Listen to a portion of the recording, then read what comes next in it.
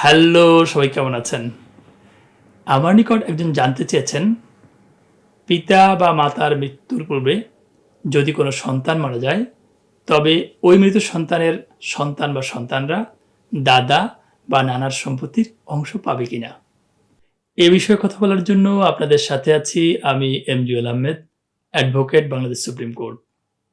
1961 সালের মুসলিম ও পারিবারিক আইন অধ্যাদেশ প্রণয়নের আগে পিতা বা মাতার মৃত্যুর পূর্বে যদি কোনো সন্তান মারা যেত, তবে ওই মৃত সন্তানের সন্তান বা সন্তানরা দাদা বা নানার সম্পত্তির কোনো অংশ পেত না।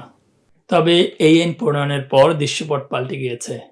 এই আইনে সুস্পষ্টভাবে বলা আছে, পিতা বা মাতার মৃত্যুর পূর্বে যদি কোনো সন্তান মারা যায়, তবে ওই মৃত সন্তানের সন্তান বা সন্তানরা দাদা বা নানার সম্পত্তি পাবে। এদেরকে বঞ্চিত করার কোনো সুযোগ নেই। পিতা বা মাতা জীবিত থাকলে যেই পরিমাণ সম্পত্তি পেত, সেই পরিমাণ সম্পত্তি সন্তান বা সন্তানরা প্রাপ্ত হবে। হিন্দু উত্তরাধিকার আইনে পিতা বা মাতার মৃত্যুর পূর্বে যদি কোনো সন্তান মারা যায়, তবে ওই মৃত সন্তানের সন্তান বা সন্তানরা দাদা বা নানার সম্পত্তির উত্তরাধিকারী হয় না। এই ভিডিওটি যদি আপনাদের ভালো লেগে থাকে, তবে লাইক, কমেন্ট ও শেয়ার দিয়ে উৎসাহিত করুন। আবারও নতুন কোনো ভিডিও নিয়ে আপনাদের সামনে হাজির হব, এই প্রত্যাশায় আজকের মতো বিদায় নিচ্ছি। আল্লাহ হাফেজ।